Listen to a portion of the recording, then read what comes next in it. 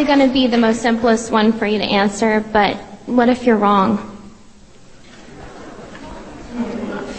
Well, what if I'm wrong? I mean, anybody could be wrong. We could all be wrong about the flying spaghetti monster and the pink unicorn and the flying teapot.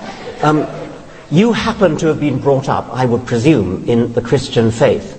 You know what it's like not to believe in a particular faith because you're not a Muslim, you're not a Hindu. Why aren't you a Hindu? Because you happen to have been brought up in America, not in India. If you've been brought up in India, you'd be a Hindu. If you were brought up in Denmark in the time of the Vikings, you'd be believing in Wotan and Thor.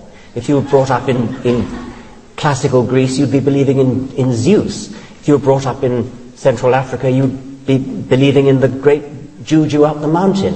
I mean, there's no particular reason to pick on the Judeo-Christian God in which by the sheerest accident you happen to have been brought up, and no particular reason to pick on the Judeo-Christian God in which by the sheerest accident you happen to have been brought up, and ask me the question, what if I'm wrong? What if you're wrong about the great Juju at the bottom of the sea?